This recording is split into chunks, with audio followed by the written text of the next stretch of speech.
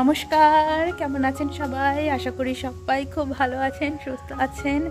আমরাও বেশ আছি। আমি কৃষ্ণা, কম্বোডিয়ার আজকে নতুন এবং আরেকটি সুন্দর ব্লগে আপনাদের সবাইকে জানাই স্বাগত। আজকে রবিবার, আর রবিবার দিনটা আমরা ঠিক কি করে কাটালাম সে সমস্ত কিছুই আজকের এই ছোট্ট ব্লগটায় থাকবে।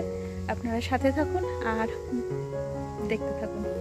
আজ রবিবার হলেও আমি কিন্তু অনেক সকালই ঘুম থেকে উঠে গেছি, আর ঘুম থেকে উঠেই মোটামুটি আগেই রান্নাটা চাপিয়ে নিয়েছিলাম, মানে দুপুরে যেই রান্নাটা হবে। আর এখন 8টার মতো বাজে, আর আপনাদের দাদা গেছে বাজারে, আর এদিকে আমি সকালের ব্রেকফাস্টটা করে নিচ্ছি। আজকে সব কিছু ভীষণ তাড়াতাড়ি করছি, তার কারণ আপনাদের দাদা বাজার থেকে এলে খাওয়া দাওয়া করে স্নান করে আমরা নিচে যাব, আর আমি তো রান্না বান্না করে আগে স্নান করেই নিয়েছিলাম। তার কারণ আর কিছুদিন পরেই, প্রায় 5-6 দিন পরেই এখানে একটা বড় উৎসব হতে চলেছে, আর সেই উৎসবেরই কিছু আয়োজন আছে, আর সেইটা আমরা সবাই মিলে আনন্দের সাথে করব।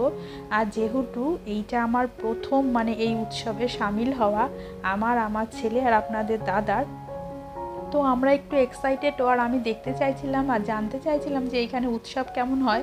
তো এইখানে উৎসব হওয়ার আগে মোটামুটি এইরকম একটা আয়োজন থাকে, ঠিক যেমন আমাদের ওখানে দুর্গাপুজোর আগে যেমন প্যান্ডেল হয়, ঠাকুরের প্রস্তুতি হয়, তেমনিও এইখানেও মানে উৎসবের আগে কিছু আয়োজন থাকে, কিছু জিনিস তৈরি করতে হয়।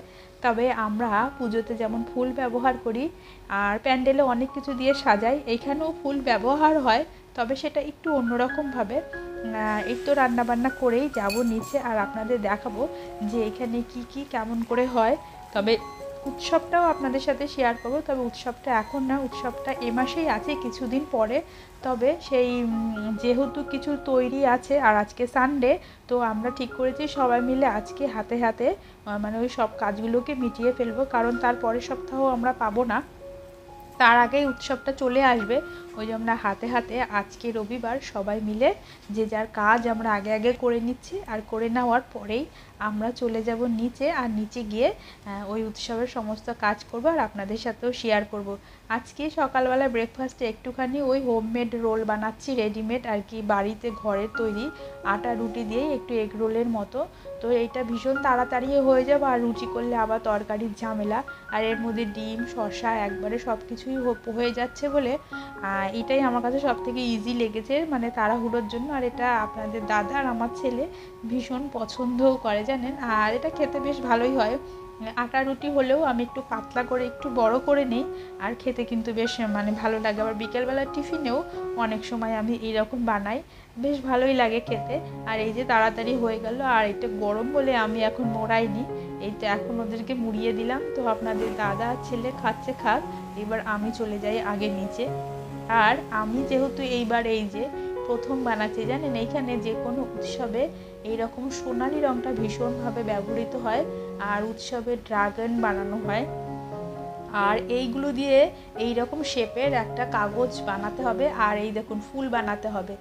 যেহেতু এরা এখানে এত বছর ধরে এই উৎসবটা পালন করছে, আর কেমন টকটক করে ফুলগুলোকে বানিয়ে ফেলছে, আর আমি তো এই বছর প্রথম, আমি ওদেরটা প্রথমে ভালো করে দেখে আমার একটা বানাতে ওদের হয়তো 10-15টা হয়ে যাচ্ছে।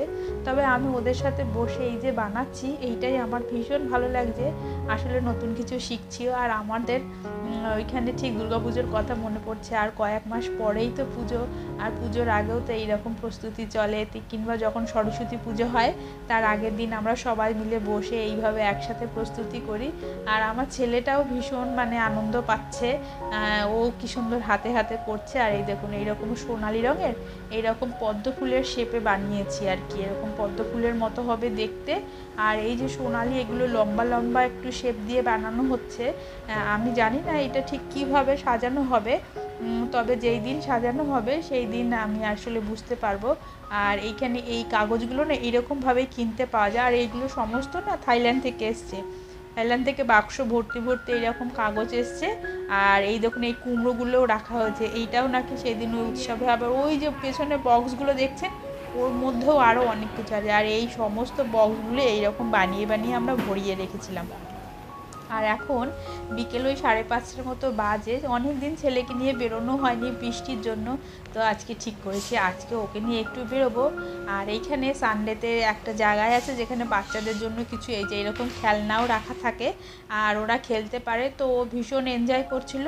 আর ও এনজয় করুক, আর আমি আর ওর বাবা এখানে বসেছিলাম, একটা মাদুর নিয়ে এসেছিলাম, বসে বসে দেখছিলাম। আর ওই যে চারিদিকে পাহাড়, একটু সন্ধে সন্ধে হয়ে এসছে, অন্ধকার অন্ধকার তো। আর এখানে লাইটও জ্বলছে, সব বাচ্চারা এসছে, আনন্দ করছে, মজা করছে। আরও অনেকে ওই গাড়িতে করে খাবার নিয়ে এসছে। তো আজকের এই ছোট্ট ভিডিওটা এখানেই শেষ করব। আর ও মজা করতে থাকুক, আর আমরা বসে বসে আমি আর আপনাদের দাদা একটু এই চারিদিকের পরিবেশের যে এই সুন্দর স্নিগ্ধতা সেটা একটু উপভোগ করি, আর আমার ছেলে এনজয় করুক আর লাফাক। আর আজকের এই ছোট্ট ভিডিওটা এখানেই শেষ করব। আমাদের ভিডিওগুলো যদি আপনাদের ভালো লাগে তাহলে যারা ফেসবুক পেজ থেকে দেখছেন তারা অবশ্যই একটা করে ফলো করে রাখতে পারেন, যাতে করে আরও নতুন নতুন কম্বোডিয়ার যে ভিডিওগুলো ছাড়বো সেটা আপনারা দেখতে পারবেন। আর যারা ইউটিউব থেকে দেখছেন তারা চ্যানেলটাকে সাবস্ক্রাইব করে রাখবেন। টাটা, আবার আসবো কালকে একটা নতুন ভিডিও নিয়ে।